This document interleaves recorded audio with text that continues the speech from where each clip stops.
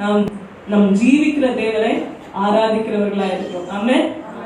நம்ம ஏதோ கல்லையோ மண்ணையோ இல்ல ஒரு சிலையோ இல்ல ஒரு உருவத்தையோ இல்ல ஒரு கட்டுக்கதையோ நம்ம வணங்கிட்டு நம்பிட்டு இல்லைங்க. உண்மையாய் நமக்காய் மரித்து உயிர்த்து ஜீவிக்கிற தேவனை நம்ம ஆராதித்துக் கொண்டிருக்கோம். ஆமென். ஹல்லேலூயா.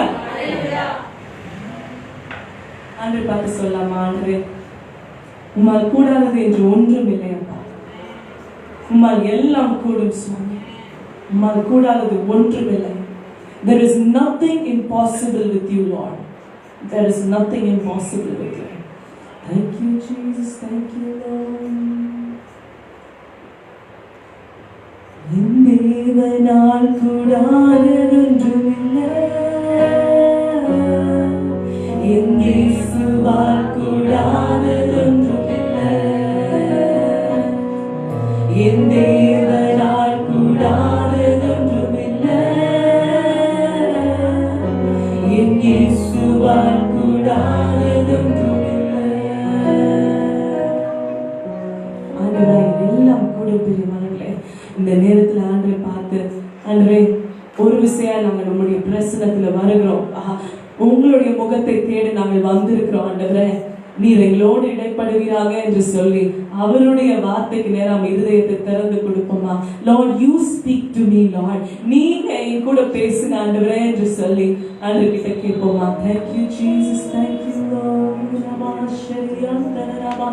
ஆவியானவரே எங்க ஒவ்வொருவரோடு நீங்க பேச போற தயவுக்காக நன்றி ஆண்டவரே. எங்க இருதயத்தோடு நீங்க பேசுங்க ஆண்டவரே. உங்களுடைய வார்த்தை எங்களுக்குள்ள அனல் விட்டு அது எழும்பி ஆண்டவரே எங்களை இன்னும் எங்களை பலப்படுத்துவதாக, எங்களை ஸ்திரப்படுத்துவதாக உங்களுடைய ஜீவன் உள்ள வார்த்தைக்காக நாங்கள் நன்றி செலுத்துகிறோம்.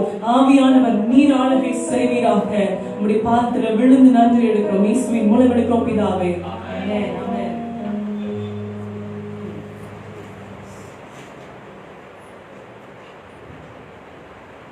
ஹல்லேலூயா. இன்றைக்கும் கூட ஆண்டவருடைய வார்த்தையிலிருந்து நம்ம தியானிக்க போறோம். ஆண்டவர் நிறைய காரியங்களை குறித்து நம்மோடு பேச இருக்கிறார். விசேஷமா இந்த நாள்ல நம்ம பார்க்கலாம், ஆண்டவர் எதை குறித்து பேச சொன்னார். ஆண்டவருடைய சமூகத்துல காத்து கொண்டிருந்தப்ப விசுவாசத்தை குறித்து ஆண்டவர் திரும்ப உணர்த்தி கொண்டிருந்தார். ஸோ நான் லிட்டில் ஹோம்ஒர்க் பண்ணேன். நான் என்ன ஹோம்ஒர்க் பண்ணேன்னு கேட்டீங்கன்னா, ஐயோ இங்கேயும் ஹோம்ஒர்க்கா அப்படின்னு சின்ன பிள்ளைங்களாம் நினைக்கலாம். ஹோம்ஒர்க் என்ன அப்படின்னா, சுவிசேஷ புத்தகம், அதாவது மேத்யூ, மார்க், லூக், ஜான், மத்தேயு, மார்க், லூக்கா, யோவான், இதுல எல்லா சாப்டர்ஸையும் கோ த்ரூ பண்ணி அதுல எதெல்லாம் விசுவாசம் என்று எங்கெங்கெல்லாம் வருது அப்படின்னு அண்டர்லைன் பண்ணி அதெல்லாம் நோட் பண்ண ஆண்டு திரும்ப செய்தார். ஸோ அப்படி நம்ம பார்க்கும்போது எல்லா இடத்துலயும் நம்ம பார்க்கிறோம் ஆண்டவர் வந்து விசுவாசத்தை மிகவும் ஆனர் பண்ணுகிறார். அப்படின்னா என்ன அர்த்தம்? ஆண்டவர் வந்து விசுவாசம் அதை வந்து ரொம்ப கனப்படுத்துகிறார். ஆமென். ஹல்லேலூயா. ஆண்டவர் வந்து ஒவ்வொருத்தருக்கும் ஒவ்வொரு லெவல் ஆஃப் ஃபெய்த் இருக்கு. ஆனா அந்த ஃபெய்த் நம்ம இன்க்ரீஸ் பண்றது, அந்த ஃபெய்த்ல நம்ம வளர்றது ஆண்டவர் நமக்கு கொடுத்திருக்கிற ஒரு இம்பார்ட்டன்டான டாஸ்க். நீங்க இங்க பார்க்கலாம், இந்த there's a beautiful picture here. இது என்னன்னு எல்லாரும் சொல்லுங்க. எஸ்பெஷலி சமைக்கிறவங்க எல்லாருக்குமே இது தெரியும். என்னங்க இது? ஹல்லேலூயா. கடுகு எவ்வளவு பெருசு இருக்கும்? ஆமீங்க, எவ்வளவு பெருசு இருக்கும் கடுகு? குட்டியா இருக்கும். அதுலயும் அது கீழே சிந்தினா கூட நம்ம அவ்வளவு கவலைப்பட மாட்டோம். ஏன்னா எடுத்து போடும் போதே 4 கடுகு கீழே விழும். அப்படிதானே? சமைச்சிருந்தா தெரியும், சமைக்கலாம் தெரியாது. கிச்சன் எங்க இருக்குன்னே தெரியாது அப்படின்றவங்க எல்லாம் வந்து கடுகு வந்து தயவுசெய்து வீட்டுல போய் பாருங்க. கடுகுக்கும் மிளகுக்கும் நிறைய பேருக்கு டிஃபரன்ஸ் தெரியாது.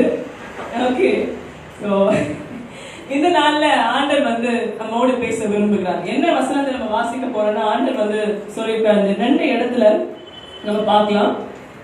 மத்தேயு 17ஆம் அதிகாரம் 20ஆம் வசனத்தை நம்ம வாசிக்கலாம். முதலாவதா, அதற்கு இயேசு, உங்கள் அவிசுவாசத்தினாலே தான் கடுகு விதையளவு விசுவாசம் உங்களுக்கு இருந்தால் நீங்கள் இந்த மலையை பார்த்து இவ்விடம் விட்டு அப்புறம் போ என்று சொல்ல அது அப்புறம் போ, உங்களால் கூடாத காரியம் ஒன்றும் இராது என்று மெய்யாகவே உங்களுக்கு சொல்லுகிறேன்.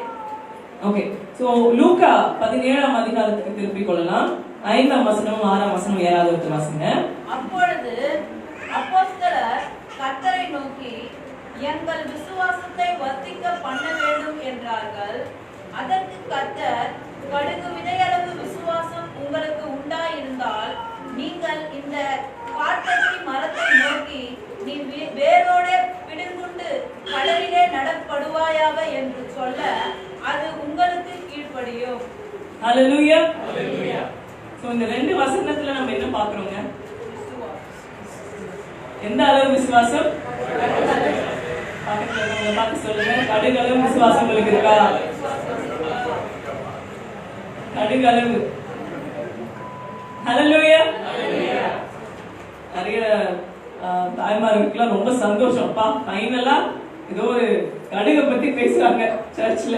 நம்ம கிச்சன்ல தனியா உட்கார்ந்து புலம்பி ஏதோ சமைச்சு போட்டுமே அப்படின்னு பண்றதெல்லாம் சர்ச்ல நம்மள கூட கன்சிடர் பண்ணி கடுகளவை பத்தி பேசுறாங்களேன்னு நினைக்கலாம். ஓகே, சோ ஆண்டவர் என்ன சொல்றாரு? ஒரு கடுகளவு விசுவாசம் தான் போதும். there is nothing impossible with God. ஆமென். அந்த குட்டி விசுவாசம் இருந்தா போதும். நம்ம வாசித்தோம் லூக்கா 17ஆம் அதிகாரத்துல சீஷர்கள் அப்போஸ்தலர்கள் வந்து கேக்குறாங்க, இயேசுப்பா எப்படியாச்சும் என் விசுவாசத்தை எங்க விசுவாசத்தை இன்க்ரீஸ் பண்ணுங்க, கொஞ்சம் இன்க்ரீஸ் பண்ணுங்க, கொஞ்சம் வர்த்திங்க. ஆண்டவர் வந்து அழகா அவங்களுக்கு எக்ஸ்பிளனேஷன் கொடுக்கிறார். இந்த நாள்ல நம்ம பார்க்கலாம் அதே பகுதியில அந்த லூக்கா மேத்யூல நம்ம பார்க்கலாம், ஒரு மறுரூப மலையில இருந்து ஆண்டவர் இறங்கி வந்ததுக்கு அப்புறமா அவருடைய சீஷர்கள் கிட்ட நிறைய பேர் வந்து இந்த குழந்தைக்கு பேய் பிடிச்சிருக்கு, சோ எப்படியாச்சும் இந்த குழந்தையை சுகமாக்குங்க அப்படின்னு சொல்லி கேட்பாங்க. ஆனா அவங்க சீஷர்களால ஹெல்ப் பண்ண முடியாது. ஏன்னா அவங்களுக்கு அந்த அளவு விசுவாசம் இல்லை. அதனால ஆண்டவர் அவங்களை பார்த்து சொல்றாரு, நீங்க இவ்வளவு விசுவாசம் இல்லாத எவ்வளவு நாள் தான் உங்க கூட இருக்கணும், நானு எவ்வளவு நாள் தான் உங்க கூட இருந்து இன்னும் ஹெல்ப் பண்ணணும்னு ஆண்டவர் கேட்கிறாரு. அப்பதான் அவங்க தனியா போய் ஆண்டவர் இடத்துல கேட்கும் போது ஆண்டவர் சொல்றாரு, உங்க விசுவாசத்தை வந்து கடுகளவு இருந்தா போதும் இந்த காரியங்கள்லாம் நடக்கும் என்று. We can see in the next slide, sweetie. Yeah. So விசுவாசத்துக்கு ஆப்போசிட் என்னங்க? விசுவாசத்துக்கு அவிசுவாசமா? What is the opposite of fear? தமிழ்ல ஆப்போசிட் என்ன? எதிர்ச்சொல். பயம். என்னங்க? சில பேர் அவிசுவாசம் சொன்னீங்க, சில பேர் பயம் சொன்னீங்க. யாராவது வேற ஏதாவது சொல்ல முடியுமா? இல்ல அவ்வளவுதானா? ஓகே, எத்தனை பேர் அவிசுவாசம் சொல்றீங்க? எத்தனை பேர் பயம் சொல்றீங்க? இன்னும் ரெண்டுத்துக்கும் கை தூக்கலன்னா அப்ப எந்த category? Okay, the opposite of fear is faith and the opposite of faith is fear. பயத்துக்கு ஆப்போசிட் தாங்க விசுவாசம், விசுவாசத்துக்கு ஆப்போசிட் தான் பயம். நல்லா பார்த்தோம்னா நமக்கு தெரியும், விசுவாசம் இருக்கிற இடத்துல பயம் இருக்காது. கடுகளவு விசுவாசம் இருந்தா கூட பயம் இருக்காது. ஆமென். ஹல்லேலூயா. சோ இந்த சிச்சுவேஷன் நம்ம எல்லாருக்குமே தெரியும். ஏசப்பா ஒரு போட்ல அப்பதான் ஊழியெல்லாம் செஞ்சு முடிச்சுட்டு ரொம்ப களைப்பா டயர்டா கொஞ்ச நேரம் அப்படியே தலை சாய்க்கிறார். கரெக்டா அவங்க டிசைபிள்ஸ், அவங்க சீஷர்கள் கூடவே இந்த சகோதரர்கள் என்ன பண்றாங்க, பெரிய புயல் வந்துருச்சு, கடல்லாம் பயங்கர அலைகள்லாம் கொந்தளிக்குது. உடனே அந்த சீஷர்கள்லாம் அப்படியே நாங்க மடிந்து போற ஆண்டவரே இப்படி தூங்கிட்டு இருக்கீங்களேன்னு தட்டி எழுப்புறாங்க. அதான் அவர் கொஞ்சம் தலை சாய்த்தார். இம்மீடியட்டா ஆண்டவர் என்ன சொல்றாரு, அவங்கள பார்த்து நம்ம வாசிக்கலாம். மத்தேயு 8ஆம் அதிகாரத்துல இந்த சம்பவம் இருக்கு, அழகா இருக்கு. மத்தேயு 8ஆம் அதிகாரம் 23ஆம் வசனத்துல இருந்து 27ஆம் வசனம் வரைக்கும் வாசிக்கலாம்.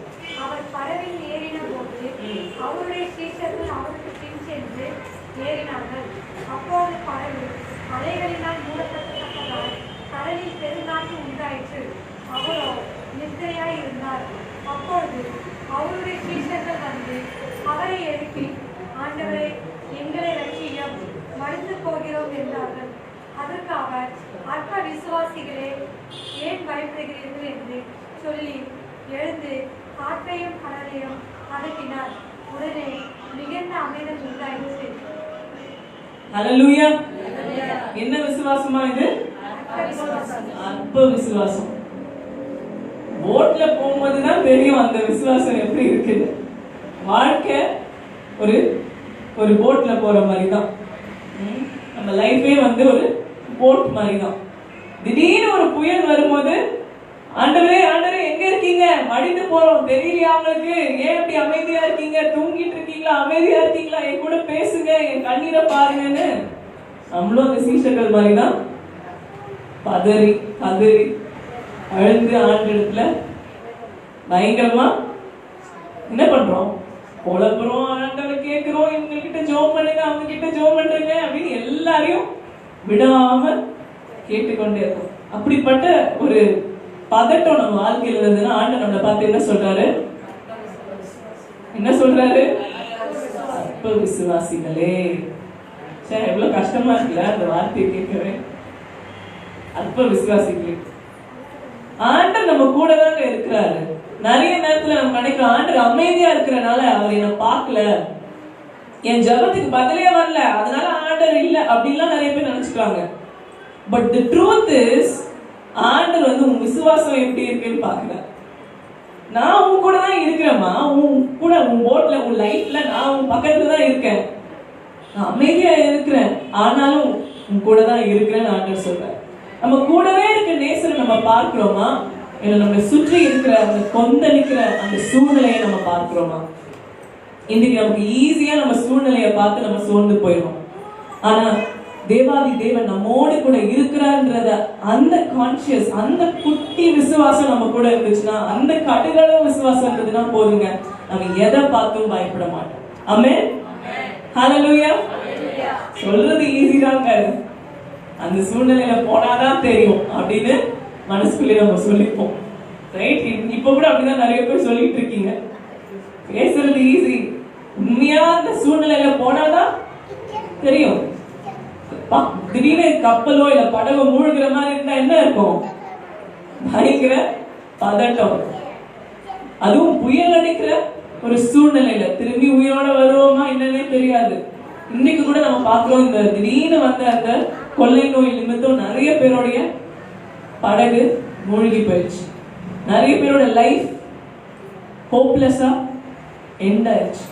ஒரு நம்பிக்கையற்ற ஒரு வாழ்க்கையா, ஒரு சாதாரண ஒரு டெம்பரரி லைஃப்ன்றது அநேகருக்கு அப்பதான் ரியலைஸ் பண்ணவே முடியுது. இவ்வளவு நாள் சேர்த்து வச்சதெல்லாம் எங்க போச்சு, that's it. அவ்வளோ டெம்பரரி லைஃப், இவ்வளோ கடந்து போகிற ஒரு வாழ்க்கைக்காக நம்ம இவ்வளோ காரியங்களை எடுத்து நம்ம செய்யணும். ஆனா இன்றைக்கு நம்மளுடைய வாழ்க்கையை நம்ம திரும்பி ரீஅலைன் பண்ண போறோம். ஒருவேளை இன்னைக்கு இயேசுப்பா என்னை பார்த்து அற்ப விசுவாசியேன்னு சொல்லிட்டு இருக்காரா இல்ல என்ன என்று சொல்றாரு, நம்ம எண்ட் ஆஃப் தி சர்மன்ல இந்த செய்தியின் கடைசியில நம்ம அறிந்து கொள்ள போகிறோம். ஒவ்வொருவருக்கும் ஒவ்வொரு லெவல் ஆஃப் ஃபெய்த்தை ஆண்டவர் கொடுத்திருக்கிறார். Each one of you have different level of faith. ஒருவேளை நீங்க முன்னாடி ஒரு முந்தி காலத்துல உங்களுக்கு அதிக விசுவாசம் இருந்திருக்கலாம், இப்போ ஒரு வேலை குறைந்திருக்கலாம். இல்ல முன்னாடி ரொம்ப விசுவாசமே இல்லாம இருந்திருக்கலாம், இப்ப வளர்ந்திருக்கலாம். Whatever level you are in, it doesn't matter. ஆண்டவர் உங்களுக்கு திரும்பவும் விசுவாசத்துல உறுதியாக்க விரும்புகிறார். அடுத்த slide we can go. So இதுல பாத்தீங்கன்னா ஆண்டவர் வந்து இங்கிலீஷ்ல வந்து எப்படி சொல்லிருக்கு, your faith has healed you. உன் விசுவாசம் உன்னை ரட்சித்தது. ஹல்லேலூயா. இது என்னங்க, எந்த விசுவாசம் ரட்சித்தது அப்படின்னு பாத்தீங்கன்னா, இது வந்து ஒரு பிரைவேட் ஃபெய்த். என்னது பிரைவேட் ஃபெய்த், பப்ளிக் ஃபெய்த்னு சொல்லிட்டு இருக்கீங்க அப்படின்னு நினைக்கலாம். What is this private faith? இந்த ஆடை, இந்த ஷால் பாத்தீங்கன்னா அந்த காலத்துல மட்டும் இல்ல, இந்த காலத்திலயும் அந்த யூதர்கள் பயன்படுத்துறாங்க. இந்த ஷால் வந்து பிரேயர் ஷால் அப்படின்னு நம்ம சொல்லுவோம். ஸோ யூதர்களுக்கு வந்து நிறைய ட்ரெஸ் போடுவாங்க, உள்ள ஒரு ரோப் போடுவாங்க, அதுக்கு மேல இன்னொரு கார்மெண்ட் போடுவாங்க, அவங்க தலையில இன்னொரு ஒரு துணி போடுவாங்க, அது மாதிரி வரிசையா நிறைய போடுவாங்க. ஸோ இயேசுப்பா இந்த பூமியில வாழ்ந்த காலத்துல அவரும் இப்படிதான் யூதர்களை போல ட்ரெஸ் பண்ணி கொண்டிருக்கார். அந்த ட்ரெஸ்ல நீங்க பாத்தீங்கன்னா அந்த எண்ட் ஆஃப் இட் கீழே கொஞ்சம் நூல் பார்த்துருக்கீங்களா, அந்த எக்ஸ்டென்ஷன் பார்த்துருக்கீங்களா? நம்ம நிறைய சாரியில கூட நம்ம பார்க்கலாம். இல்ல எண்ட் ஆஃப் இட் சின்ன சின்ன நூல் இருக்கும். எண்ட் ஆஃப் இட் நான் வந்து வெளியே வந்தது சொல்றேன், பட் நான் அந்த டிசைனே அப்படிதான் இருக்கும், நான் அதை சொல்றேன். ஸோ அந்த நூல், அந்த எண்ட் ஆஃப் த கார்மெண்ட், இங்கிலீஷ்ல ஹெம் ஆஃப் த கார்மெண்ட் சொல்லுவாங்க, அந்த எக்ஸ்டென்ஷன். ஓகே, ஸோ நம்ம இந்த சம்பவம் நம்ம எல்லாருக்குமே தெரியும். மத்தேயு 9ஆம் அதிகாரம் 20ஆம் வசனத்துல இருந்து 22ஆம் வசனம் வரைக்கும் வாசிக்கலாம். அப்பொழுது 12 வருஷமாய் பெரும்பாலுள்ள ஒரு ஸ்திரீ, நான் அவருடைய வஸ்திரத்தை ஆகிலும் தொட்டால் சொஸ்தமாவேன் என்று தன் உள்ளத்தில் எண்ணிக்கொண்டு அவர் பின்னாலே வந்து அவருடைய வஸ்திரத்தின் ஓரத்தை தொட்டாள். இயேசு திரும்பி அவளை பார்த்து, மகளே, திடன் கொள், உன் விசுவாசம் உன்னை ரட்சித்தது என்றார். அந்நேரம் முதல் அந்த ஸ்திரீ சொஸ்தமானார். ஓகே, அதே பாசேஜை நம்ம திரும்பி மார்க் 5ஆம் அதிகாரத்தில் நம்ம வாசிக்கலாம். 24ஆம் வசனத்துல இருந்து 34ஆம் வசனம் இன்னும் டீடைலா கொடுத்திருக்காங்க. அவர் அவனோட கூட போனார். திரளான ஜனங்கள் அவருக்கு பின் சென்று அவரை நெருங்கினார்கள். அப்பொழுது 12 வருஷமாய் பெரும்பாலுள்ள ஒரு ஸ்திரீ அநேக வைத்தியர்களால் மிகவும் வருத்தப்பட்டு தனக்கு உண்டானவைகளெல்லாம் செலவழித்தும் சற்றாகிலும் குணமடையாமல் அதிக வருத்தப்படுகிற பொழுது இயேசுவை குறித்து கேள்விப்பட்டு, நான் அவருடைய வஸ்திரங்களை ஆகிலும் தொட்டால் சொஸ்தமாவேன் என்று சொல்லி ஜனக்கூட்டத்துக்குள்ளே அவருக்கு பின்னாக வந்து அவருடைய வஸ்திரத்தை தொட்டாள். உடனே அவளுடைய உதிரத்தின் ஊரல் நின்று போயிற்று. அந்த வேதனை நீங்கி ஆரோக்கியம் அடைந்ததை அவள் தன் சரீரத்தில் உணர்ந்தாள். உடனே இயேசு தம்மிலிருந்து வல்லமை புறப்பட்டதை தமக்குள் அறிந்து ஜன கூட்டத்துக்குள்ளே திரும்பி, என் வஸ்திரங்களை தொட்டது யார் என்று கேட்டார். அவருடைய சீஷர்கள் அவரை நோக்கி, திரளான ஜனங்கள் உம்மை நெருங்கிக் கொண்டிருக்கிறதை நீர் கண்டும் என்னை தொட்டது யார் என்று கேட்கிறீரே என்றார்கள். இதை செய்தவளை காணும்படிக்கு அவர் சுற்றிலும் பார்த்தார். தன்னிடத்திலே சம்பவித்ததை அறிந்த அந்த ஸ்திரீயானவள் பயந்து நடுங்கி அவர் முன்பாக வந்து விழுந்து உண்மையை எல்லாம் அவருக்கு சொன்னாள். அவர் அவளை பார்த்து, மகளே, உன் விசுவாசம் உன்னை ரட்சித்தது. நீ சமாதானத்தோட போய் உன் வேதனை நீங்கி சுகமாயிரு என்றார். ஹல்லேலூயா. ஹல்லேலூயா. இதுதாங்க பிரைவேட் ஃபெய்த். அந்த பெரும்பாலுள்ள ஸ்திரீ இந்த காலத்துல நம்ம பார்க்கிறோம், அது ஒரு ரொம்ப கேவலமா அற்பமா வந்து எண்ணக்கூடிய ஒரு விஷயம். What is this? ஒரு டிஸ்கஸ்டிங்கா பாக்குற ஒரு விஷயம். அதுவும் ஒரு பெண்ணுக்கு அது 12 வருஷம் நான் ஸ்டாப்பா. யோசிச்சு பாருங்க, அவளுக்கு எவ்வளோ வேதனை இருந்திருக்கும், எவ்வளோ பெயின்ஃபுல்லா இருந்திருக்கும். அந்த என்டையர் சொசைட்டி அவளை ரொம்ப ஏளனமா பார்த்திருப்பாங்க, ரொம்ப கேவலமா பார்த்திருப்பாங்க, கொஞ்சம் கூட மதிச்சிருக்க மாட்டாங்க. அது யூத குலத்துல பிறந்திருந்தா அப்படிப்பட்ட பெண்களை அவங்க வந்து வெளியே தான் வைத்திருப்பாங்க.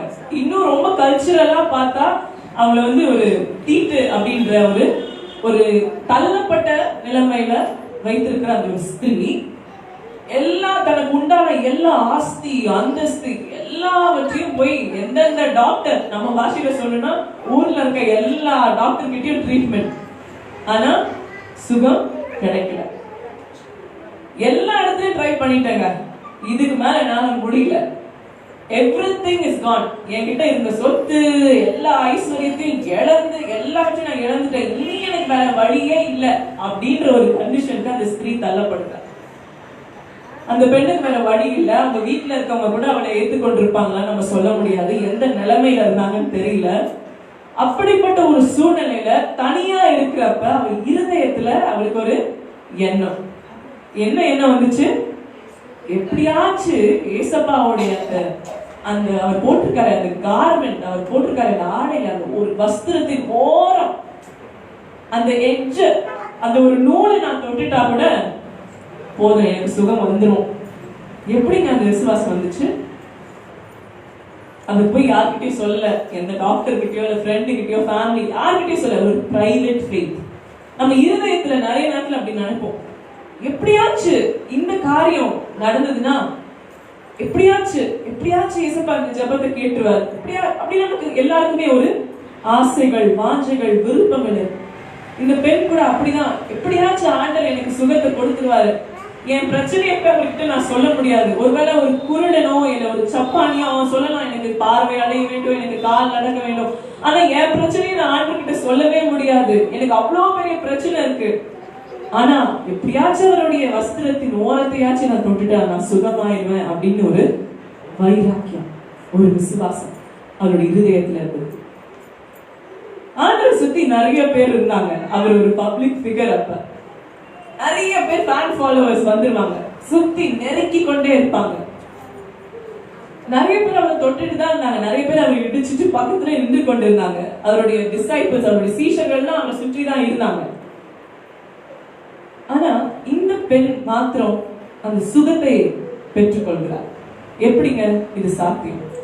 அவருடைய ஹிடன் ஃபெய்த், அவருக்கு மறைவா இருந்த அவர் இருதயத்துக்குள்ள இருந்த அந்த விசுவாசம் செயல்ல இறங்குகிறது. எப்படியாச்சு ஆண்டவர் தொட்டு விட வேண்டும். அவ அந்த யோசிச்சு பாருங்க, ஒரு கிரௌடுக்குள்ள ஒரு பெண் அந்த நுழைந்து போய் ஆண்டருடைய ஓரத்துல ப்ராபபிலி அவ கீழே தான் விழுந்துதான் தொட்டிருப்பான்னு நான் நினைக்கிறேன். ஏன்னா அந்த கார்மெண்ட், அந்த துணி போடும்போது அது கீழே தான் அது தொங்கிட்டு இருந்திருக்கும். ஸோ அவ ஆப்வியஸ்லி அவ கீழே விழுந்துதான் எப்படியாச்சும் அவருடைய வஸ்திரத்தின் ஓரத்தை தொட்டிருக்க முடியும். எப்படியாச்சும் கஷ்டப்பட்டு அவர் ரீச் அவுட் பண்ணி தொட்டிருப்பார். ஆண்டவர் அந்த விசுவாசத்தை கனப்படுத்துறார். அந்த சிச்சுவேஷன்ல நம்ம பார்க்கிறோம், ஒரு முக்கியமான ஒரு தலைவருடைய வீட்டிற்கு அவர் சென்று கொண்டிருக்கிறார். ஒரு சின்ன பெண், 12 வயசு பெண், அவ இறந்து போயிட்டா அப்படின்ற ஒரு நியூஸ் வருது. ஐ மீன் அவ ரொம்ப சிக்கா இருக்கான்னு ஒரு நியூஸ் வருது. அதனால ஆண்டவர் வேகமா போய் கொண்டிருக்கார். சோ அவ்வளவு ரஷ் இருந்திருக்கும். அது மத்தியில அந்த ஸ்திரீ ஓடி போய் எப்படியாச்சும் ஆண்டருடைய வஸ்திரத்தை தொட்டு விட வேண்டும். இதுதாங்க விசுவாசம். இந்த ஃபெய்த்தை ஆண்டவரே கனப்படுத்துகிறார். ஹல்லேலூயா. நீங்க நினைக்கலாம், ஏன் விசுவாசம் யாருக்கு தெரியும் போது, நான் எங்கேயோ ஒரு பிரைவேட்டா எங்கேயோ ஒரு மூலையில இருக்கேன், என் விசுவாசத்தை யாரும் தெரிந்து கொள்ளணும்னு கூட நான் ஆசைப்படல அப்படின்னு ஒரு வேளை நீங்க ஒரு டிஜெக்டட் ஒரு பர்சனா இருக்கலாம். ஆனா ஆண்டவர் உங்க இருதயத்தை, உங்க இருதயத்தில் இருக்க அந்த விசுவாசத்தை ஆண்டவர் கனப்படுத்த விரும்புகிறார். எப்போ நீங்க அதை செயல்ல கொண்டு வரும்போது. God wants to honor your faith when you take a step to receive it. அவ விசுவாசத்தோட ஆண்டவரை தொட்ட அந்த வினாடியில, அந்த same second she received her healing. அவ சுகத்தை பெற்றுக்கொண்டார். இன்றைக்கு அப்படிப்பட்ட விசுவாசத்தோடு நம்ம ஆண்டவரிடத்துல போறோமா? இல்ல ஜெபம் பண்ணி பார்க்கலாம், நடக்கலன்னா அப்புறம் அது பண்ணி பார்க்கலாம் அப்படின்னு நம்ம செகண்டரி இன்னொன்னு வேற வச்சிருக்கோமா? ஜெபம் பண்ணலாம், ட்ரை பண்ணலாம், நடந்தா பார்க்கலாம், நடக்கலனா அப்படின்னு நம்மளே நம்ம ஒரு ஆல்டர்னேட்டிவ் வச்சுக்கிறோமா? எனக்கும் சேர்த்துதான் நான் கேட்கிறேன். என்ன எப்படிப்பட்ட விசுவாசம் நமக்கு இருக்கு? ஆண்டவர் இந்த விசுவாசத்தை பார்த்து சொல்றார், உன் விசுவாசம் உன்னை ரட்சித்தது, சுகமாக்கிட்டு.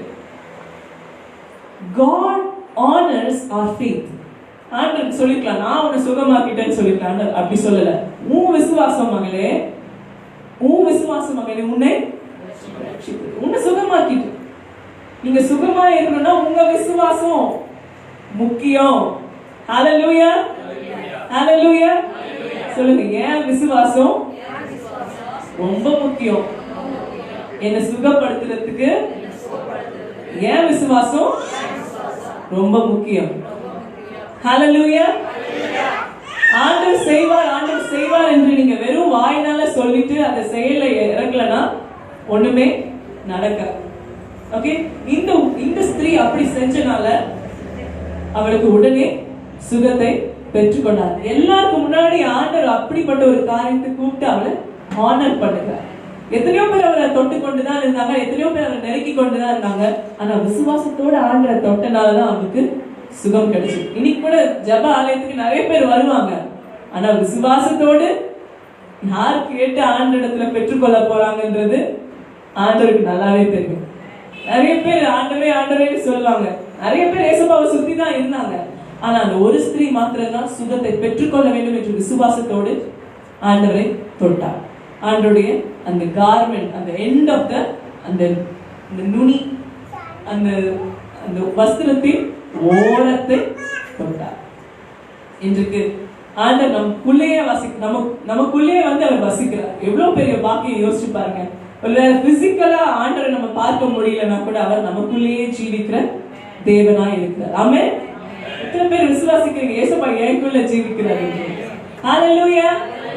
இன்னைக்கு நம்ம தேடி எங்கேயும் போக வேண்டியது இல்லைங்க. நம்ம இருக்கிற இடத்துல ஆண்டவரை கூப்பிட்டா போதும். ஆமென். எவ்வளவு பெரிய கிருபைகளை ஆண்டவர் நம்மளுக்கு கொடுத்திருக்கிறார் என்று நம்ம யோசித்து பார்க்க வேண்டும். இது வந்து பிரைவேட் ஃபெய்த், ஒரு ஹிடன் ஃபெய்த், ஒரு மகளுடைய இருதயத்துல இருந்த ஒரு விசுவாசம்.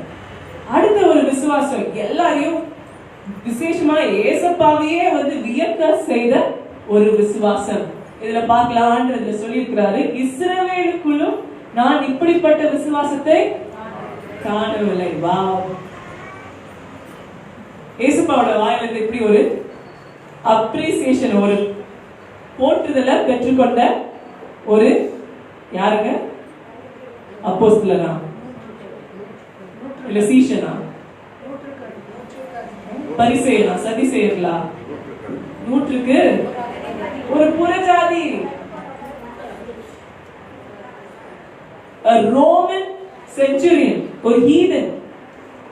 அவனெல்லாம் வந்து தேவாலயத்துல வரது கூட லாக்கி இல்லை என்று ஒதுக்கி வைக்கப்பட்ட அந்த புறஜாதி. ஓகே, யூதர்கள் வந்து நம்மளை மதிக்கவே மாட்டாங்க. ஏன்னா அப்ப ரோமருடைய படை எல்லாம் வந்து இஸ்ரவேல் மக்களை எப்படியாச்சும் வீழ்த்தி விடணும்னு சொல்லி ஃபுல்லா அவங்க ஆர்மி, அவங்களுடைய சோல்ஜர் எல்லாம் அங்க வந்து இருந்த காலம். ஆனா ஏசப்பா கிட்ட இந்த நூற்றுக்கு அதிபதி ஒரு ரிக்வெஸ்ட் வைக்கிறார். என்ன ரிக்வெஸ்ட் நம்ம பார்க்கலாம். மத்தேயு 8ஆம் அதிகாரம் 5ஆம் வசனம் முதல் 13ஆம் வசனம் வரைக்கும் வாசிங்க.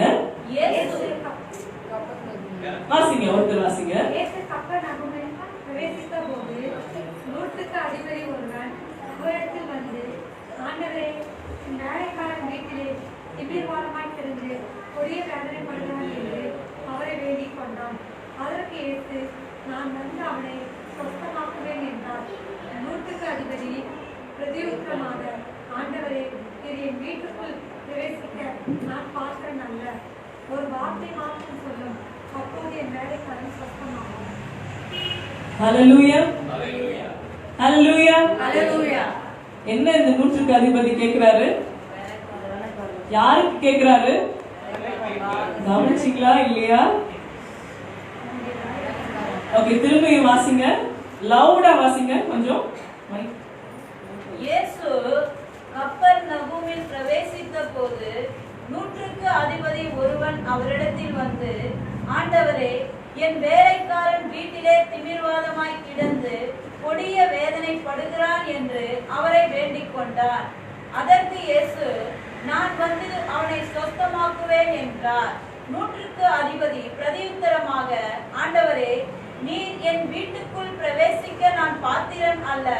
ஒரு வார்த்தை மாத்திரம் சொல்லும், அப்பொழுது என் வேலைக்காரன் சொஸ்தமாவான். நான் அதிகாரத்துக்கு கீழ்ப்பட்டவனாய் இருந்தோம், எனக்கு கீழ்ப்பட்டிருக்கிற சேவகரும் உண்டு. நான் ஒருவனை போ என்றால் போகிறான், மற்றொருவனை வா என்றால் வருகிறான். என் வேலைக்காரனை இதை செய் என்றால் செய்கிறான் என்றான். இயேசு இதை கேட்டு ஆச்சரியப்பட்டு தமக்கு பின் செல்லுகிறவர்களை நோக்கி, இஸ்ரவேலருக்குள்ளும் நான் இப்படிப்பட்ட விசுவாசத்தை காணவில்லை என்று மெய்யாகவே உங்களுக்கு சொல்லுகிறேன் என்றார். ஹல்லேலூயா, ஹல்லேலூயா. இந்த சம்பவத்தை நம்ம யோசிச்சு பார்க்கலாம். ஒரு ஆண்டவர் ஒரு ஊர்ல இருந்து இன்னொரு ஊருக்கு போய் கொண்டிருக்கிறார். அந்த வழியில தான், அந்த என்ட்ரன்ஸ்ல தான் இந்த நூற்றுக்கு அதிபதி ஆண்டவரிடத்துல வேகமா வந்து என்ன கேட்கிறாரு? என்னுடைய வேலைக்காரன். அவருக்காக கேட்கல, அவருடைய வேலைக்காரனுக்காக கேட்கிறார். ஒரு சர்வெண்ட்காக கேட்கிறார். என்ன கேட்கிறாரு? எப்படியாச்சும் அவனை சொஸ்தமாக்கும். உடனே ஆண்டவர் வந்து, ஐயோ நீ புறஜாதி, நான் உங்ககிட்ட வரமாட்டேன், நீ போ அப்படின்லாம் அவர் சொல்லல. உடனே அவர் என்ன சொல்றாரு? நான் வரப்பா, நான் வந்து உங்க வீட்டுக்கு வந்து இந்த வேலைக்காரனை நான் சுகமாக்குறேன், உன்னை எப்படியாச்சும் நான் ஹீல் பண்றேன் ஆண்டவர் சொல்றார். எப்படியாச்சும் இல்ல, அவரை வந்து நான் ஹீல் பண்றேன் ஆண்டவர் சொல்றார். உடனே அந்த நூற்றுக்கு அதிபதி என்ன சொல்லிருக்கணும்? அவர் நூற்றுக்கு அதிபதி அப்படின்னா அவர் வீடு எவ்வளவு பெருசா இருந்திருக்கும் யோசிச்சு பாருங்க. ரொம்ப ஆடம்பரமா தான் இருந்திருக்கும், ஒரு ரோமருடைய வீடு. ஆனா அவர் அந்த இடத்துல சொல்றாரு, நீங்க என் வீட்டுக்கு வர்றதுக்கு நான் I am not worthy. உங்க ஒரு வார்த்தை நீங்க சொல்லுங்க, உங்க ஒரு வார்த்தை சொல்லுங்க ஆண்டவரே, என் வேலைக்காரன் சுஸ்தமாவான். ஆமென். இந்த ரிப்ளை, இந்த பதில் ஆண்டவரே வியக்க செய்தது. இந்த விசுவாசத்தை பாருங்க. ஆண்டவரே வாவ் அப்படின்னு அந்த விசுவாசத்தை பார்த்து சொல்லுங்க. இப்படிப்பட்ட ஒரு விசுவாசத்தை நான் இஸ்ரவேல் மக்கள்ல பார்க்கலையேன்னு ஆண்டவர் அங்கலாய்க்கிறார். இன்றைக்கு ஏசப்பாவை அறிந்த ரொம்ப நாளா ஆண்டவரோடு வாழ்கிற நமக்கு இப்படிப்பட்ட விசுவாசம் இருக்கா? திடீரென்று ஆண்டவரை புதுசா அறிந்து கொள்றவங்க கூட இந்த ரோமன் போர் சேவகனை போல ஒரு வார்த்தை ஆண்டவர் சொல்லிட்டாரா அப்படியே நடக்கும் நம்புவாங்க. ஆனா ரொம்ப நாளா இருக்கிறவங்க என்ன சொல்லுவாங்க? என்ன பிரதர் பண்றது, என்ன சிஸ்டர் பண்றது, நானும் தான் ட்ரை பண்றேன். Where is our faith level? ஒரு வார்த்தை சொல்லுங்க ஆண்டவர் அப்படியே நடக்கும். அதுக்கு ஒரு எக்ஸாம்பிள் வேற சொல்றாரு. நான் வா என்று சொன்னா ஒருத்தன் வரா, போன்னு சொன்னா ரிலேட் பண்றாரு. ஒரு சாதாரண 100 பேருக்கு அதிகாரி, எனக்கே இவ்வளவு பவர் நீங்க கொடுத்து இவ்வளவு பவர் எனக்கு இருக்குன்னா அவன் ஆண்டவருடைய மகிமையை புரிந்து கொண்டு அவன் சொல்றான், நீங்க ஒரு வார்த்தை சொல்லுங்க ஆண்டவரே. இன்னைக்கு நிறைய நேரத்துல நம்ம ஆண்டவர் கிட்ட கேட்கிறோம், நானும் தான் கேட்டிருக்கேன், ஆண்டவர் ஒரு வார்த்தை சொல்லுங்க ஆண்டவரே. அந்த ஒரு வார்த்தை ஆண்டவர் சொன்னதுக்கு அப்புறம் நம்ம அந்த வார்த்தைய அப்படியே மறந்துடுறது. ஆண்டவர் சொல்லிட்டாரு, ஆனாலும் செய்யறதுக்கு பயமா, இதுதான் செய்யணும் ஆண்டவரே அப்படின்னு நிறைய क्वेश्चंस இருக்கு, நிறைய டவுட் இருக்கு. ஆனா அந்த 100க்கு அதிபதி அப்படி செய்யவே இல்லை. அதனாலதான் ஆண்டவர் அவனுடைய விசுவாசத்தை பார்த்து உயர்ந்து அவன் சொல்லுகிறார். ஆண்டவர் சொல்லுகிறார், இஸ்ரவேலுக்குள்ளும் நான் இப்படிப்பட்ட விசுவாசத்தை காணவில்லை. உடனே ஆண்டவர் அவனை பார்த்து சொல்றார், நீ போகலாம், நீ விசுவாசத்தபடியே உனக்கு ஆக கடவுள். ஆமென். இன்றைக்கு ஆண்டவர் நம்மை பார்த்து அப்படி சொன்னா எப்படி இருக்கும்? நீ விசுவாசித்தபடியே உனக்கு என்ன விசுவாசித்துக் கொண்டிருக்கிறீங்க? என்ன விசுவாசித்துக் கொண்டிருக்கிறீங்க? இதுக்கு முன்னாடி ஸ்லைட்ல நம்ம பார்த்தோம், ஒரு பெண் தன்னுடைய பிரைவேட் ஃபேத், அவளுக்கு எப்படியாச்சும் சுகம் பெற்றுக்கொள்ள வேண்டும் என்று ஒரு ஆதங்கம் அவளுக்குள்ள இருந்தது, இருதயத்துல ஒரு வாஞ்சை இருந்தது. ஆனா யார்கிட்டையும் சொல்ல முடியல. இயேசுப்பாக்கு தெரியுமோ தெரியலையோ, சுத்தி இருக்கவங்களுக்கு தெரியாதோ என்னமோ, எப்படியாச்சும் அவருடைய வஸ்திரத்தின் ஓரத்தை தொட்டா நான் பெற்றுக்கொள்வேன் சுகத்தை என்று சொல்லி அவர் ஓடினார். இந்த நபரை நம்ம பார்த்தோம்னா செஞ்சுரியன், 100க்கு அதிபதி, எப்படியாச்சும் என் வேலைக்காரனுக்கு சுகம் வேணும், அதனால ஒரு வார்த்தை சொல்லுங்க ஆண்டவரே, உங்க ஒரு வார்த்தை போதும், நீங்க என் வீட்டுக்கு வர அளவுக்கு நான் தகுதி இல்லை, உங்க ஒரு வார்த்தை சொல்லுங்க என் வேலைக்காரன் சுஸ்தமாவான்னு, இப்படிப்பட்ட ஒரு ஃபெய்த்தை நம்ம பார்க்கிறோம். அடுத்த ஃபெய்த் பார்த்தோம்னா இந்த சம்பவம் நம்ம எல்லாருக்கும் தெரியும். இந்த சம்பவத்துல கூட இருந்த ஃப்ரெண்ட்ஸ், ஓகே, ஒரு திமிர்வாதக்காரன் இருக்கிறான். அந்த திமிர்வாதக்காரனுடைய ஃப்ரெண்ட்ஸ் எல்லாம் என்ன பண்றாங்க, ஒரு கூரையில ஏசப்பா பிரீச் பண்ணிட்டு இருக்காரு, பிரசங்கித்து கொண்டிருக்காரு. சுத்தி எல்லாரும் நிக்கிறாங்க, நெருக்கமா இருக்கு. ஏசப்பா கிட்ட பார்க்கவே உள்ள வர முடியல. உடனே என்ன பண்றாங்க, வீட்டோட கூரையே பிரிச்சுட்டாங்க. பிரிச்சு உள்ள அவனை எப்படியாச்சும் இவனை ஏசப்பா கிட்ட கொண்டு போனா அவன் சுகத்தை பெற்றுக்கொண்டுவான் அப்படின்னு அவன் கூட இருந்தவங்க கிட்ட ஒரு அசைக்க முடியாத விசுவாசம். We saw this woman had a hidden faith and she put it into action. And we saw the centurion pleading for the healing of a servant, and he believed in one word of the Lord. And inga paakrom, we see group of friends with a faith to receive healing for their own friend.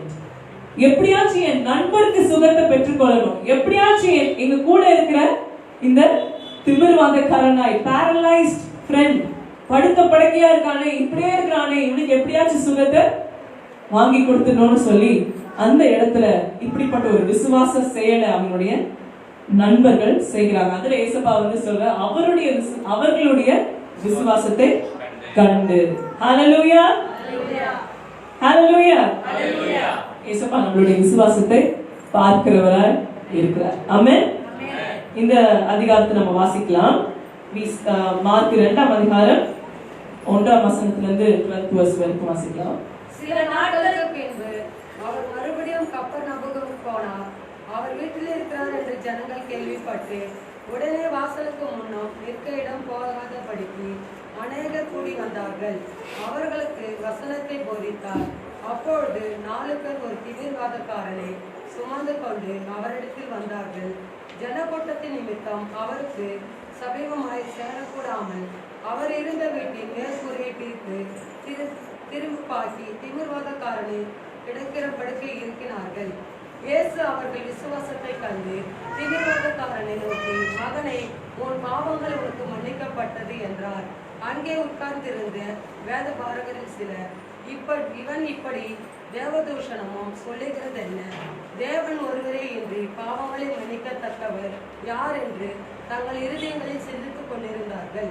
அவர்கள் தங்களுக்குள்ளே இப்படி சிந்திக்கிறார்கள் என்று இயேசு உடனே தம்முடைய ஆவியில் அறிந்து அவர்களை நோக்கி, நீங்கள் உங்கள் இருதயங்களில் இப்படி சிந்திக்கிறது என்ன? உன் பாவங்கள் உனக்கு மன்னிக்கப்பட்டது என்று சொல்லுவது எழுந்து உன் படுக்கையை எடுத்துக்கொண்டு நட என்று சொல்லுவது எது எளிது? பூமியிலே பாவங்களை மன்னிக்க மனுஷகுமாரனுக்கு அதிகாரம் உண்டு என்பதை நீங்கள் அறிய வேண்டும் என்று சொல்லி திமிர்வாதக்காரனை நோக்கி, நீ எழுந்து உன் படுக்கையை எடுத்துக்கொண்டு உன் வீட்டுக்கு போ என்று உனக்கு சொல்லுகிறேன் என்றார்.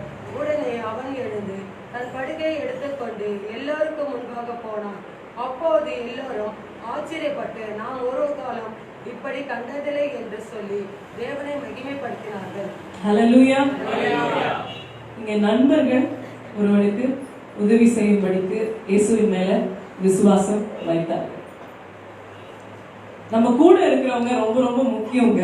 நம்ம யார் கூட அசோசியேட் ஆகிறோம்ன்றது ரொம்ப முக்கியம். நம்ம எப்படிப்பட்டவர்களோடு சேர்றோம், எப்படிப்பட்டவர்களோட ஐக்கியம் வைத்திருக்கிறோம்னு ரொம்ப ரொம்ப இம்பார்ட்டன்ட். எப்படிப்பட்ட நண்பர்கள் நம்மோடு கூட இருக்கிறார். ஒரு பழமொழி கூட இருக்கு, என்ன சொல்லுவாங்க?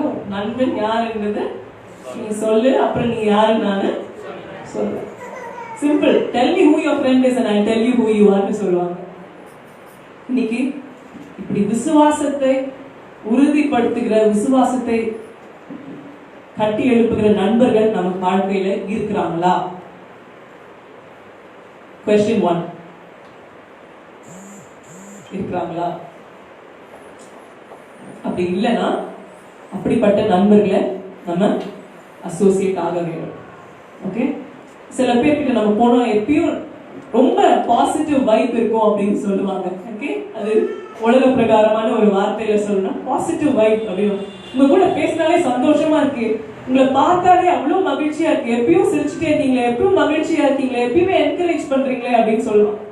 சில பேர் என்ன சொல்லுவாங்க, ஐயோ அது முகத்திலேயா போய் முடிக்கணும் அப்படின்னு சொல்லி திட்டுவாங்க. எப்படிப்பட்ட ஃப்ரெண்ட்ஸோட நம்ம அசோசியேட் ஆயிருக்கிறோம்? கொஞ்ச நாள் நம்மள அவங்கள மாதிரி மாத்திடுவாங்க. Did you realize? இந்த திமிர்வாதக்காரனுக்கு அவன் ஒரு பாவியா இருந்தான், அவனுக்கு அந்த வியாதி இருந்த, அந்த வியாதி நம்ம படுத்த படுக்கையா இருந்தான். ஆனாலும் அவனுடைய நண்பர்கள் விட்டு கொடுக்கலங்க. அவனுக்கு வழியே இல்லை, ஊரைய பிச்சையாச்சு எப்படியாச்சு உள்ள அவனை கொண்டு போய் ஏசப்பாவோட பாதத்துல வச்சுட்டா போதும் அவனுக்கு சுகம் கிடைச்சிரும். பயங்கரமான ஃபெய்த்துங்க. அந்த வீடோட ஓனர் எப்படி கோவப்பட்டிருப்பாரு யோசிச்சு பாருங்க. ஏய் என் கூரையே வந்து எடுக்கிறீங்களா அப்படின்னு சொல்லி பயங்கர கோபமா இருந்திருப்பாரு. அவர்கிட்ட எல்லாம் கொஞ்சம் சமாளிச்சு, சார் இப்படியாச்சு இயேசு இடத்துல கொண்டு போய் ரிஸ்க் எடுக்கணும். ஹல்லேலூயா. அப்படிப்பட்ட நண்பர்கள் இருக்கிறாங்களா? அப்படிப்பட்ட தேவனுடைய பிள்ளைகள், மூப்பர்கள், மென்டர்ஸ் நம்ம வாழ்க்கையில இருக்கிறாங்களா? அப்படிப்பட்டவங்க கூட நம்ம க்ளோஸ் அசோசியேஷன் வச்சிருக்கிறோமா? இல்ல அவங்களுக்கு கண்ணாலே கொஞ்சம் தூரமா இருங்கப்பா, வந்தாலே ஏசு ஏசுன்னு தூரமாவே இல்லை அப்படின்னு சொல்லி அவங்களை ஒதுக்கி வச்சிருக்கிறோமா? இன்றைக்கு அப்படிப்பட்ட நண்பர்கள் நம்ம வாழ்க்கையில இருக்கும்போது நம்மளுடைய விசுவாசத்தை மாத்திரம் இல்லை, நம்மளுக்கு அநேக வர வேண்டிய ஆசீர்வாதங்களுக்கு வாய்க்காலாய் ஆண்டவர் இப்படிப்பட்டவர்களை பயன்படுத்துவார். God honors their faith. இந்த எல்லா இன்சிடென்ட்லுமே நம்ம பார்த்தோம்னா மகிமை யாருக்கு போகுது? தேவனுக்கு போகுது. ஹல்லேலூயா, ஹல்லேலூயா. விசுவாசம் நம்மளுடையது, ஆனா மகிமை யாருடையது? ஹல்லேலூயா, ஆண்டவருக்கு தாங்க மகிமை. நம்மளுடைய வாழ்க்கையில விசுவாசம் செயல்படும் போது அந்த மகிமையை நம்ம திருடி கொள்ள மாட்டோம். We won't say it is my faith, my faith. So Lord, it's up to you, Lord. You can do it, Lord. நம்மளுடைய விசுவாசமா இருக்கலாம், நம்மளுடைய கடுகளவு விசுவாசமா இருக்கலாம், ஆனா அந்த காரியத்தை செய்கிறவர் யாருங்க? நம்முடைய தேவாதி தேவன். ஒரு செக் மேட் ஆண்டவர் வைக்கிறாரு, நம்ம பார்க்கலாம். சோ லூக்கா 18ஆம் அதிகாரத்துக்கு திருப்பிக் கொள்ளுங்க. இந்த அதிகாரத்துல ஆண்டவர் நிறைய அந்த கடைசி காலத்துல நடக்க போறத பத்தி ஆண்டவர் நிறைய சொல்லியிருப்பாரு. என்னென்னலாம் நடக்கும் அப்படின்னு ஆண்டவர் சொல்லியிருப்பாரு. சோ எஸ்பெஷலி இதுல பார்க்கும்போது ஆண்டவர் வந்து சொல்வாரு, ஆண்டவர் திரும்பி வரும்போது இந்த பூமியில விசுவாசத்தை காண்பாரோ அப்படின்னு ஒரு வசனம் இருக்கும் இந்த சேம் பாசேஜ். சோ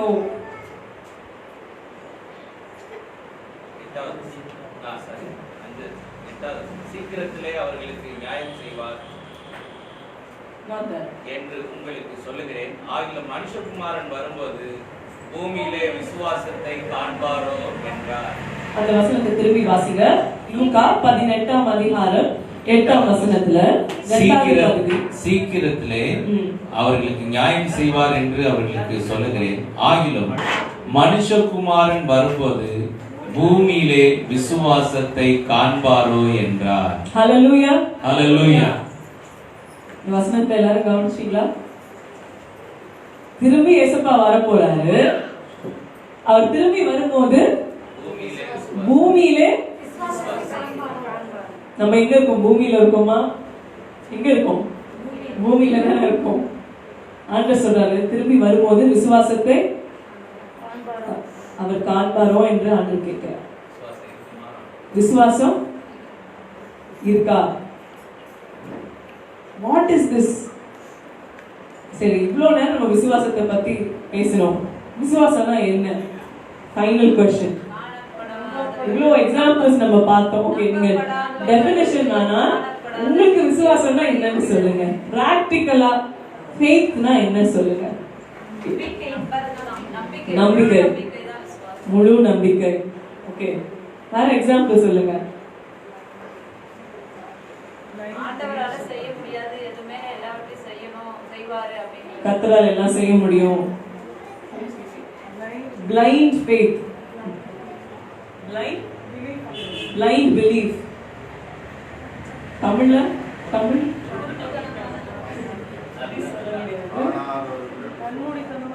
கண்மூடித்தனமா நம்புறது. Okay, so different definitions of faith இருக்கு. நம்ம பார்க்கலாம். நம்மளுடைய வேதத்துல அந்த டெஃபினிஷனை திருப்பி கொள்ளலாம். எல்லாருக்குமே தெரியும் எங்க இருக்குன்னு தெரியும்னு நினைக்கிறேன். Okay, very good. So Hebrews திருப்பி கொள்ள எபிரேயர் 11ஆம் அதிகாரம். எஸ், ஃபர்ஸ்ட் வசனம். விசுவாசமானது நம்பப்படுவதின் உறுதியும் காணப்படாததின் நிச்சயமாய் இருக்கிறது. ஓகே, விசுவாசம் என்றால் என்ன?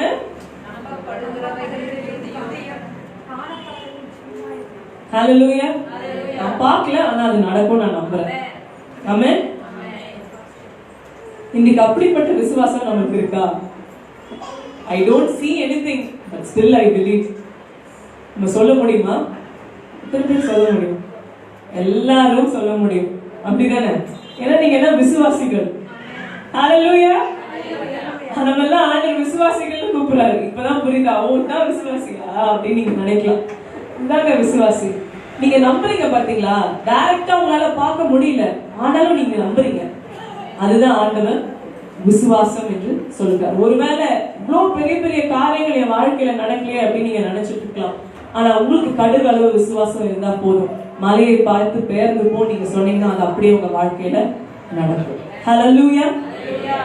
God is able to do if you have a mustard seed level faith. இன்னொரு அழகான எக்ஸாம்பிள் ஆண்டவர் சொல்றாரு. மார்க் 10ஆம் அதிகாரத்துக்கு திருப்பிக் கொள்ளலாம். 13ஆம் வசனம் முதல் 16ஆம் வசனம் வரைக்கும். மார்க் 10ஆம் அதிகாரம். அப்பொழுது 13ல இருந்தா மார்க் 10. அப்பொழுது மார்க் 10. ஆமா, ரைட். வாசிங்க சிஸ்டர். அப்பொழுது சிறு பிள்ளைகளை அவர் தொடும்படிக்கு அவர்களை அவரிடத்தில் கொண்டு வந்தார்கள். கொண்டு வந்தவர்களை சீஷர்கள் அதட்டினார்கள். இயேசு அதைக் கண்டு விசனமடைந்து, சிறு பிள்ளைகள் என்னிடத்தில் வருகிறதற்கு இடம் கொடுங்கள், அவர்களை தடை பண்ணாதிருங்கள், தேவனுடைய ராஜ்யம் அப்படிப்பட்டவர்கள் உடையது. எவனாகிலும் சிறு பிள்ளையைப் போல் தேவனுடைய ராஜ்யத்தை ஏற்றுக்கொள்ளாவிட்டால் அவன் அதில் பிரவேசிப்பதில்லை என்று மெய்யாகவே உங்களுக்கு சொல்லுகிறேன் என்று சொல்லி அவர்களை அணைத்துக் கொண்டு அவர்கள் மேல் கைகளை வைத்து அவர்களை ஆசீர்வதித்தார். இங்கிலீஷ்ல எப்படி இருக்குன்னா, I assure you, anyone who does not have their kind of faith will never get into the kingdom of God. ஒரு சிறு பிள்ளையை போல விசுவாசிக்காவிட்டால் தேவனுடைய ராஜ்யத்துக்குள்ள டிக்கெட் இல்ல, என்ட்ரி இல்ல, கேட் க்ளோஸ்ட். சிறு பிள்ளையை போல விசுவாசி. ஒரு குட்டி பிள்ளை என்ன பண்ணும்? அவங்க அப்பா மேலேயோ அவங்க அம்மா மேலேயோ அப்படியே ஜம்ப் பண்ண ட்ரை பண்ணும்போது ரெடியா இருக்கும். எங்களுக்கு நல்லா ஞாபகம் இருக்கு, சின்ன வயசுல டாடி மம்மி என்ன பண்ணுவாங்க, ஒரு ஹை ஆல்டிடியூட்ல எங்களை நிக்க வச்சுட்டு அங்கிருந்து ஜம்ப் பண்ண சொல்லி கேட்பாங்க. அப்ப என்ன பண்ணுவோம்? என்னோட சித்தப்பா அவங்க கூட அப்படி பண்ணுவாங்க. உடனே நம்ம இந்த குட்டி பிள்ளைங்க என்ன பண்ணுவோம்? யோசிக்காது, இம்மீடியட்டா என்ன பண்ணுவோம்? ஜம்ப் பண்ணிடும். அவங்க பிடிப்பாங்களா, விட்டுருவாங்களா, கீழே தள்ளிடுவாங்களா, அதெல்லாம் யோசிக்காது. ஒரு சைல்ட் லைக் ஃபெய்த். இன்னைக்கு ஏசப்பா நம்மளை பார்த்து சொல்றாரு, வா அப்படின்னு கூப்பிடுறாரு. நம்ம எத்தனை பேரு ரெடியா ஆண்டு நான் உங்க கரத்துல நான் வரேன்னு நம்ம இம்மீடியட்டா ரெஸ்பாண்ட் பண்றோம். இந்த சிறு பிள்ளைய போல நம்ம விசுவாசிக்கிறோம். நம்ம கேட்டோம், இது கொடுப்பாரா கொடுக்க மாட்டாரா நம்ம யோசிச்சு கொண்டு இருக்க கூடாது. கண்டிப்பா ஆண்டவர் கொடுப்பாருக்கு அந்த உறுதி, அந்த விசுவாசம் நமக்கு வேண்டும். ஏன்னா மனுஷகுமாரன் திரும்பி வரும்போது விசுவாசத்தை இந்த பூமியில கஷ்டம் பார்க்குது. இப்பவே நம்ம எத்தனை இடத்துல பார்க்கிறோம், அநேகர் விசுவாசத்தை விட்டு விலகி போயிருக்கிறாங்க, வேற தப்பான ஒரு விசுவாசத்துல சிக்கி கொண்டிருக்கிறாங்க. ஆனா இன்றைக்கு கர்த்தர் நம்ம ஒவ்வொருடைய விசுவாசத்தையும் உறுதிப்படுத்த விரும்புகிறார். ஏசப்பா மரித்து உயிர் தெழுந்ததுக்கு அப்புறமா அவருடைய சீஷர்களுக்கெல்லாம் அவர் வந்து அப்பியர் ஆகுறாரு. அப்ப இந்த எம்மாவூர் என்ற ஒரு ஊருக்கு நேராக அவருடைய சீஷர்கள் எல்லாம் நடந்து போய் கொண்டிருக்கும் போது அவங்களோட ஆண்டவர் பேசுறாரு. பேசிக்கொண்டே போறாரு, ஒரு தேர்ட் பர்சன் மாதிரி அவர் பேசிக்கொண்டே போறாரு. அப்ப சொல்றாங்க, இதெல்லாம் நடந்துச்சு, ஒரு பெரிய தீர்க்கதரிசி இருந்தாரு, ஒரு மேசியான்னு ஒருத்தர் இருந்தாரு, நாங்க நினைச்சோம் அவர் தான் எங்களை காப்பாத்துவாருன்னு. ஆனா அவர் மறித்தே போயிட்டாரு, எங்களுடைய லீடர்ஸ் அவரை கொண்டுட்டாங்க, இதுக்கப்புறம் என்ன நடக்க போகுது அப்படின்னு அவங்க கன்ஃபியூஷன்ல அவங்க சொல்லிக்கொண்டே போறாங்க. அப்ப ஏசப்பா அவங்களோட அவர் தான் அங்க இருக்கிறாருன்றதே அவங்களுக்கு தெரியல, அவங்களோட அவர் பேசுகிறார். அப்பதான் அவங்களுடைய இருதயம்லாம் கொழுந்து விட்டு இருந்தது. லூக்கா 24ஆம் அதிகாரத்துல நம்ம பார்க்கிறோம், verse 32ல அவங்க சொல்றாங்க, அப்பொழுது அவர்கள் ஒருவரை ஒருவர் நோக்கி, வழியிலே அவர் நம்முடனே பேசி வேத வாக்கியங்களை நமக்கு விளங்க காட்டின பொழுது நம்முடைய இருதயம் நமக்குள்ளே கொழுந்து விட்டு எரியவில்லையா என்று சொல்லிக்கொண்டு ஓகே அப்படி என்று அவர்கள் சொல்றாங்க. சோ விசுவாசம் வளரணும்னா தேவனுடைய வார்த்தைகளை நம்ம கேட்டுக்கொண்டே இருக்கணும். விசுவாசம் கேள்வினா அந்த क्वेश्चन மார்க் இல்ல, ஹியரிங். இப்ப நீங்க சபையில வந்து ஆண்டவருடைய வார்த்தையை கேட்க கேட்க உங்க விசுவாசம் என்ன ஆகும்? வளர்ந்து கொண்டே இருக்கும். அதுக்குதான் சொல்றது சபைக்கு வாங்க, சபைக்கு வாங்கன்னு. ஏன்னா கடைசி காலத்துல அப்படிப்பட்ட காரியங்கள்லாம் ரொம்ப ரொம்ப கிடைக்கிறதே அபூர்வமா மாறிவிடும். இன்னைக்கு பெரிய பெரிய சர்ச் என்று சொல்லி கொண்டிருக்கிறாங்க வெளிநாட்டுல, நிறைய வெஸ்டர்ன் கண்ட்ரீஸ்ல. ஒரு காலத்துல அநேக மிஷனரிமார்களை நம்மளுடைய தேசத்துக்கு அனுப்பின தேசம். அப்படிப்பட்ட தேசங்கள்லாம் இப்ப எப்படி இருக்கு? அடைக்கப்பட்டிருக்கு. இன்னும் துக்கமா சில காரியங்கள்லாம் அது சொல்லவே முடியல. Many churches are converted into public places and it's very very hurting. ஒரு வியாபார ஸ்தலமா மாத்திருக்காங்க. ஏன்? விசுவாசம் இல்ல, ஆண்டவர் தேடியே போல. அப்படிப்பட்ட காரியங்களை நம்ம பார்த்து கொண்டிருக்கிறோம். ஆனா ஆண்டவர் நம்ம ஒவ்வொருவரையும் அவருடைய ராஜ்யத்துல அந்த புறஜாதியான அந்த ரோமன் சோல்ஜரை போல நம்ம ஆண்டவர்கிட்ட போய் கேட்கும்போது, ஒரு வார்த்தை சொல்லுங்க ஆண்டவரேன்னு கேட்கிறப்ப நம்மை அவருடைய ராஜ்யத்துல அவர் சேர்த்துக் கொள்கிறார். ஒரு சிறு பிள்ளையை போல ஆண்டவரிடத்துல விசுவாசிக்கணும். ஃபைனலா நம்மளுடைய தேசத்துக்கு ஒருத்தர் வந்தாருங்க, ஏசப்பாவோட சீஷர். யாருங்க அவரு? தாமஸ். சென்ட் தாமஸ் மவுண்ட் கேள்விப்பட்டிருக்கீங்களா சென்னையில? ஓகே. ஸோ இவருடைய நேம் அப்படின்னு நீங்க பாத்தீங்கன்னா எல்லாரும் எப்படி சொல்லுவாங்க, டவுட்டிங் தாமஸ். அவருடைய பேர் எப்படி? சந்தேகப்படுற தோமா, டவுட்டிங் தாமஸ். இப்படி என்ன டவுட் அப்படின்னு நீங்க பாத்தீங்கன்னா, எல்லா சீஷர்களுக்கும் இயேசுப்பா மரித்து உயிர்த்ததுக்கு அப்புறம் அவரை வெளிப்படுத்தி காமிச்சிட்டார். ஆனா அந்த நேரத்துல தோமா அவர்களோடு இல்லை. உடனே தோமா சொல்றாரு, இங்க பாருங்க, நீங்க எல்லாம் சொல்றது இருக்கட்டும், நான் அவருடைய ஆணி கடாவப்பட்ட அந்த கையில நான் என் விரலை வச்சு பார்த்தாதான் நான் நம்புவேன். அவருடைய விழாவில என்னுடைய விரலை வச்சு பார்த்தாதான் நான் நம்புவேன். ஏசப்பா உயிரோடு எழுந்தாரா இல்லையான்றதை நான் தான் கன்ஃபார்ம் பண்றேன். இப்படிப்பட்ட ஒரு விசுவாசம், அவருக்கு என்ன விசுவாசம் இருந்திருக்கும்? ஆண்டவர் அவர்கிட்ட சொல்றாரு, நம்ம அதை வாசிக்கலாம். Let's read from the book where Jesus tells about the doubting Thomas.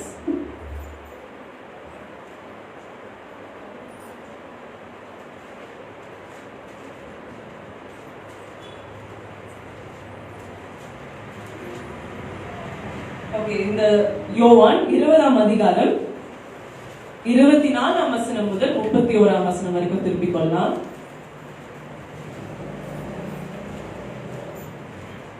John chapter 20 verse 24 to 31. இயேசு வந்திருந்த போது 12 ஒருவனாகிய திதிமு என்னப்பட்ட தோமா என்பவன் அவர்களுடனே கூட இருக்கவில்லை.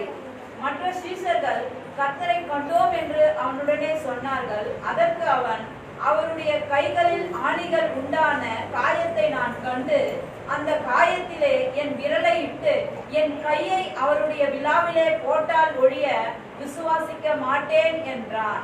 மறுபடியும் 8 நாளைக்கு பின்பு அவருடைய சீஷர்கள் வீட்டுக்குள்ளே இருந்தார்கள். தோமாவும் அவர்களுடனே கூட இருந்தான். கதவுகள் பூட்டப்பட்டிருந்தது. அப்பொழுது இயேசு வந்து நடுவே நின்று, உங்களுக்கு சமாதானம் என்றார். பின்பு அவர் தோமாவை நோக்கி, நீ உன் விரலை இங்கே நீட்டி என் கைகளை பார், உன் கையை நீட்டி என் விழாவிலே போடு, அவிவிசுவாசியாய் இராமல் விசுவாசியாய் இரு என்றார். தோமா அவருக்கு பிரதியுத்தரமாக, என் ஆண்டவரே, என் தேவனே என்றான். அதற்கு இயேசு, தோமாவே, நீ என்னை கண்டதினாலே விசுவாசித்தாய், காணாதிருந்து விசுவாசிக்கிறவர்கள் பாக்கியவான்கள் என்றார். ஹல்லேலூயா. நீ என்னை கண்டதினால விசுவாசித்தப்பா, ஆனா காணாமல் விசுவாசிக்கிறவங்க பாக்கியவான்கள். ஆமென். நம்மளாம் ஆண்டவரே ஒருவேளை பிசிக்கலா நம்ம பார்க்கல, ஆனா ஆவிக்குரிய கண்கள் நம்ம கண்டுட்டோம். ஆமென். ஹல்லேலூயா. அவருடைய அன்பை உணர்ந்துக்கிறோம். நம்மளதான் ஆண்டவர் சொல்றாரு, நம்ம எல்லாம் பாக்கியவான்கள். காணாமல் விசுவாசித்த நாம்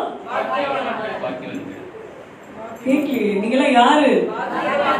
ஹல்லேலூயா. ஹல்லேலூயா. 8 நாள் தோமாவோட வாழ்க்கை எப்படி இருந்திருக்கும் யோசிச்சு பாருங்க. 8 நாளா அவர் ரிசர்ச் எல்லாம் பண்ணிருப்பாரு நிறைய. இங்க போய் பரியல் பண்ணாங்களா, அப்ப அந்த கிரேவ்ல இருப்பாரா, அதெல்லாம் ரிசர்ச் பண்ணிருப்பாரு. அங்க இருந்து யாரா எடுத்துட்டு போயிருப்பாங்களா, ரோமன்ஸ் கூட அந்த மாதிரி ரிசர்ச் பண்ணாங்களான்னு தெரியாது. ஆனா நம்ம தோமா நல்லா ரிசர்ச் பண்ணிருப்பார். நம்மளுடைய வாழ்க்கையில கூட ஆண்டவர் ஒரு விஷயத்த சொல்லும் போது, இது ஏன் இன்னும் நடக்கல, இது ஏன் என்னால பார்க்க முடியல, நம்மளும் நம்ம ஸ்காலர் ஒர்க்கு இறங்கிடும், ரிசர்ச்சரா நம்ம மாறிடும். நம்ம ரிசர்ச் எல்லாம் நிறுத்திட்டு ஒரு சிறு பிள்ளையை போல நாம் விசுவாசிக்க வேண்டும். அப்படி விசுவாசிக்கணும்னா நம்மை பாக்கியவானாக பாக்கியவதியாய் ஆண்டவர் பார்க்கிறார். ஆமென். ஹல்லேலூயா. இந்த கடைசி நாட்கள்ல விசுவாசத்தை பார்ப்பதே அபூர்வமா இருக்கு. என் கூட படிச்ச நிறைய பேர் டைரக்டா கேட்டிருக்காங்க, எப்படி நீ இன்னும் நம்புற கடவுளை?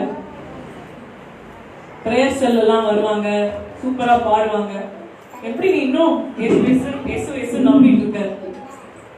எங்களுக்கெல்லாம் இன்னும் அந்த நம்பிக்கையே இல்லையே அப்படின்னு டைரக்டாவே நிறைய பேர் கேட்டிருக்காங்க. இன்னைக்கு எப்படிப்பட்ட விசுவாசம் நம்மை சுற்றி இருக்கிறவங்களுக்கு எப்படிப்பட்ட விசுவாசம் இருக்கு? Let's question ourselves. நம்மளுடைய விசுவாசம் எப்படி இருக்கு? அப்படிப்பட்டவங்களை கேட்கும் போது ரொம்ப துக்கமா இருக்கும், என்ன இப்படி கேட்கிறாங்கன்னு. ஆனா ஒரு இடத்துல நம்ம பாக்குறோம், ஏசப்பா பேதுரு மறுதளிக்கும் போது அந்த ஆண்டு அந்த இடத்துல பேதுருக்காக ஜெபம் பண்ற. நம்ம விசுவாசம் ஒழிந்து போகக்கூடாதுன்னு ஆண்டவர் ஜெபம் பண்றார். நம்ம கூட இருக்கிறவங்களுக்காக நம்ம ஜெபிக்கணும். முதலாவது நம்ம விசுவாசத்துல உறுதியாக இருக்க வேண்டும். சிறு பிள்ளையை போல் நம்மளுடைய விசுவாசம் ஆண்டு மேல இருக்கணும். ஒருவேளை பப்ளிக் ஃபெய்த்தோ பர்சனல் ஃபெய்த்தோ டசன்ட் மேட்டர், ஆண்டு மேல விசுவாசம் இருந்தா போதுங்க. நீங்க என்னென்ன காரியத்திற்காக நீங்க ஜெபித்து கொண்டிருக்கீங்களோ உங்க கடுகளவு விசுவாசத்தை ஆண்டு கனப்படுத்த விரும்புகிறார். Faith as small as a mustard seed can move mountains. இன்றைக்கு நீங்க ஆண்டு கிட்ட கேளுங்க. எது மலையை போல உங்க வாழ்க்கையில உங்களுக்கு முன்னாடி நின்று கொண்டிருக்கு, ஒருவேளை கடனோ இல்ல வியாதியோ இல்ல ஏதோ ஒரு தேவையோ இல்ல ஏதோ ஒரு காரியம், என்ன வேணாலும் இருக்கலாம், ஆண்டவரால் அதை செய்ய முடியும். அவரால் கூடாத காரியம் என்று ஒன்றும் இல்லை. கொஞ்சம் விசுவாசம் இருந்தா கூட போதும். கடலையும் காற்றையும் அலராதே என்று அவர் சொன்னார். இன்றைக்கு ஆண்டவர் நம்மை பார்த்து அற்ப விசுவாசியேன்னு சொல்ல போறாரா, இல்ல உங்க விசுவாசம் எவ்வளவு பெரியதா இருக்குன்னு ஆண்டவர் ஆச்சரியப்படுகிற அப்படிப்பட்ட விசுவாசம் நம்ம வாழ்க்கையில இருக்கா? எனக்கு ஆண்டவர் ஆச்சரியப்படுத்துற விசுவாசம் வேணும்னு ஆசைங்க. உங்களுக்கு என்ன ஆசையோ நீங்க ஆண்டவர்கிட்ட கேளுங்க. நீங்களும் ஆண்டவர் உங்க விசுவாசத்தை அவர் கனப்படுத்தணும். இருக்கிற இடத்துல அப்படியே கண்களை மூடி ஆண்டரை நோக்கி பார்க்கலாமா? Thank you Jesus. ஆண்டரே, நீங்க விசுவாசத்தை பத்தி பேச சொன்னீங்க. ஆண்டரே, நான் பேசியிருக்கிறேன். நீங்க உம்முடைய பிள்ளைகளோடு இடைப்படுவதற்காக நன்றி. ஒருவேளை மலை போல எந்தெந்த காரியங்கள் இதெல்லாம் நடக்குமா நடக்காதான்னு ஒரு பயத்தோடு இருக்கிற காரியங்கள், எந்தெந்த காரியங்கள் கலங்கி கொண்டிருக்கிறார்களோ, கர்த்தர் நீர் அந்த காரியங்களை கர்த்தர் உம்முடைய பிள்ளைகளுக்கு விசுவாசத்துல உறுதியாய் நிற்கும்படிக்கு, அதை பெற்றுக்கொள்ளும் வரைக்கும் தன்னுடைய விசுவாசத்தை ஆக்ஷன்ல செய்யும்படிக்கு, விசுவாசத்தை செயல்ல அவர்கள் கொண்டு வரும்படிக்கு கர்த்தர் ஒவ்வொருவருக்கும் மன உறுதியை கொடுப்பீராக. சுத்தி இருக்கிற எல்லா காரியங்களும் நெகட்டிவா இருந்தாலும் கூட ஒண்ணுமே பார்க்க முடியலையே என்று சொல்லி ஒரு தோமாவை போல ஒருவேளை ஏன் ஆண்டவர் எனக்கு மட்டும் தென்படல என்று ஒரு சந்தேகத்தில் இருந்தாலும் கூட கர்த்தர் ஒரு விசையாய் நீர் இறங்குவீங்க. அப்ப உங்களுடைய பிள்ளைகள் எந்தெந்த காரியத்துக்காக வருஷக்கணக்காய் காத்திருந்து ஜெபித்துக் கொண்டிருக்கிறார்களோ, எத்தனையோ நாட்களாக விசுவாசித்துக் கொண்டிருக்கிறார்களோ, ஒருவேளை இந்த விசுவாசம் அந்த விளிம்பில் நான் இருக்கிறேன், இதுக்கப்புறம் நான் விசுவாசிக்கிறோமான்னு ஒருவேளை அவங்க சந்தேகத்துல இருந்தா கூட ஒரு விஷயம் அவருடைய விசுவாசத்தை உறுதிப்படுத்துவீராக, அவருடைய விசுவாசத்தை அதிகரிப்பீராக, அவருடைய விசுவாசம் ஒழிந்து போகாதபடிக்கு கர்த்தருடைய வார்த்தை அவருடைய காதுகளில் தொடைத்துக் கொண்டே இருக்க செய்வீராக. விசுவாசம் உள்ள உண்மை விசுவாசிக்கிற அசோசியேஷன் நண்பர்களை உறவுகளை கர்த்தர் கொடுப்பீராக. கர்த்தருக்குள்ள இன்னும் வளரும்படிக்கு நீர் உடைய வார்த்தை அவருடைய இருதயத்துல கொழுந்து விட்டு எரிய செய்வீராக. ஒவ்வொருவருடைய விசுவாசத்துக்காக நாங்கள் இப்பொழுது ஜெபிக்கிறோம். இந்த கடைசி நாட்கள்ல விசுவாசத்தை நீ காண்பீரோ என்று நீங்க சொல்லியிருக்கிறீங்க. இன்றைக்கு விசுவாசிக்கிற கூட்டமாய், உண்மையை நம்பி இருக்கிற ஒரு கூட்டமாய், ஒரு ஜனமாய் நீங்க எங்களை வைத்திருக்கிறீங்களா? உங்களுக்கு நன்றி ஆண்டவர். எங்க விசுவாசத்தை உறுதியாக்குங்க. ஒரு சிறு பிள்ளைய போல, அப்பா மார்புல சாய்ந்திருக்கிற ஒரு குட்டி பிள்ளைய போல, என்ன வந்தா என்ன, என் இயேசு பார்த்துக் கொள்வார், என் இயேசுப்பா பார்த்துக் கொள்வார் என்று சொல்லி உண்மையை நம்பி இருக்கிற ஒரு விசுவாசத்தை எங்க ஒவ்வொருவருக்கும் தாங்க ஆண்டவர். அந்த பெரும்பாலுள்ள ஸ்திரீ சுகத்தை பெற்றுக் கொள்வாள் என்று உறுதியா உங்களை வந்து தொட்டா ஆண்டவர். சுகம் கிடைக்குமோ கிடைக்காதோன்னு சந்தேகப்பட்டு கொண்டு அவங்க கிட்ட வரலப்பா. இன்னைக்கு நாங்க சந்தேகப்பட்டு நாங்க உங்ககிட்ட வர விரும்பலாங்க. எங்க சந்தேகத்தை எடுத்து போடுங்க. எங்களுக்கு உங்க மேல விசுவாசத்தால் தாங்க. உங்க மேல ஒரு நம்பிக்கை, உறுதியான அசைக்க முடியாத நம்பிக்கை எங்களுக்கு தாங்கப்பா. எங்களை பலப்படுத்துங்க. எத்தனையோ நன்மைகளை எங்க வாழ்க்கையில சேர்ந்துக்கிறீங்க. கண் கூட நிறைய காரியங்களை நாங்க பார்த்திருக்கிறோம். இன்னும் கூட விசுவாசம் இல்லாத ஒரு ஜனமாய், அப்ப சீஷர்களை பார்த்து நீங்க சொன்னீங்க அப்போ விசுவாசிகள், அப்படிப்பட்ட வார்த்தைகளை பார்த்து சொல்லிடாதீங்கப்பா. நீங்க விசுவாசத்தை அதிகரிக்காதீங்க. Increase our faith, Lord. உங்க வார்த்தையை நாங்க கேட்டுக்கொண்டே இருக்கும்படி, உங்க வார்த்தை நிமித்தம் எங்க விசுவாசம் இன்க்ரீஸ் ஆக போறதுக்காக நன்றி அப்பா. இந்த வார்த்தையை கேட்க முடியாதபடிக்கு எந்தெந்த விசுவாசத்தை கெடுக்கக்கூடிய ஆவிகள் நாங்கள் இயேசுவின் நாமத்தினாலே கடிந்து கட்டுகிறோம் அப்பா. உங்களுடைய வார்த்தையை தியானிக்க முடியாத முடியாதபடிக்கு, உம்முடைய ரகசியங்களை அறிந்து கொள்ள முடியாதபடிக்கு, ஆண்டவரே இன்னும் பேசிக் லெவலே தாண்ட முடியாதபடிக்கு எவ்வளவு பாடுகள் போராட்டங்கள் இந்த உலகத்துல இருந்தாலும் கர்த்தர் நீர் எல்லாவற்றையும் தாண்டும்படிக்கு, எல்லாவற்றையும் மேல ஜெயத்தை எடுக்கும்படிக்கு கர்த்தர் உதவி செய்கிறார். Help us Lord, help us Lord. Thank you Jesus, thank you Lord. எங்களுக்காய் பிதாவிடத்தில் வேண்டுதல் செய்கிற பரிசுத்த ஆவியானவரே, எங்களுக்காய் வாக்கு கடங்காத பெருமூச்சோடு எங்களுக்காய் வேண்டுதல் செய்கிறவரே, உம்மை நோக்கி பார்க்கிறோம். கடைசி வரைக்கும் நிலை நிற்கிறவனாய் தன்னுடைய விசுவாசத்தை காத்து கொண்டவர்களாய், ஓட்டத்தை முடித்தவர்களாய், கடைசி வரைக்கும் ஆண்டவரே, எங்க கடைசி மூச்சு வரைக்கும், இந்த பூமியில எங்க கண்களை மூடும் வரைக்கும் கர்த்தர் எங்க விசுவாசத்தை காத்து கொள்ளும்படிக்கு எங்க பலப்படுத்துவதற்காக நன்றி ஆண்டவரே. உம்முடைய பாதத்தில் எங்களை படைக்கிறோம் சுவாமி, உம்முடைய பாதத்தில் எங்களை படைக்கிறோம் ஆண்டவரே. பயப்படாதே நீங்க எங்களை பார்த்து சொல்லுவதற்காக நன்றி. எங்க அவிசுவாசத்தெல்லாம் நீங்க எடுத்து போடுவதற்காக நன்றி. உங்க பாதத்துல நாங்கள் சரணடைகிறோம். எங்களை பலப்படுத்துங்க.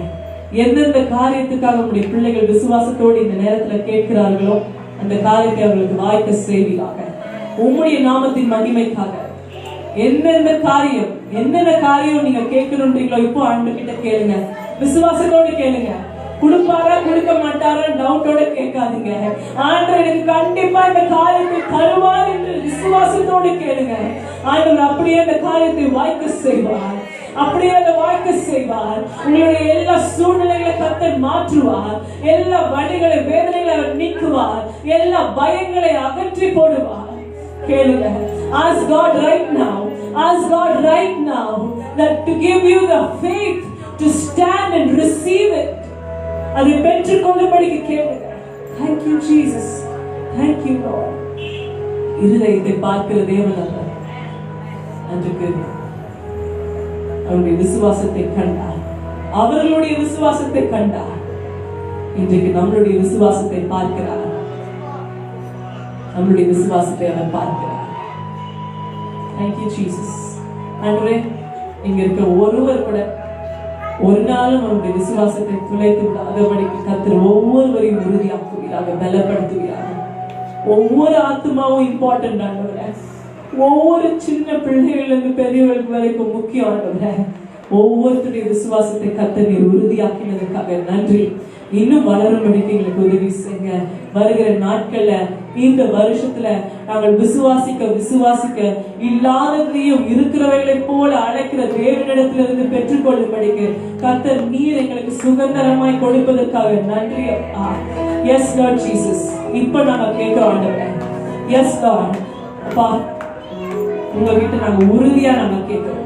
நாங்க பெற்றுக்கொண்டோம் என்று நாங்கள் விசுவாசிக்கிறோம். Thank you Lord, thank you Jesus, thank you Lord. எங்களை பாக்கியவதியாய் நீ மாற்றி இருப்பதற்காக உமக்கே துதி கன மகிமை செலுத்துகிறோம். இயேசுவின் மூலம் எடுக்கிறோம் பிதா.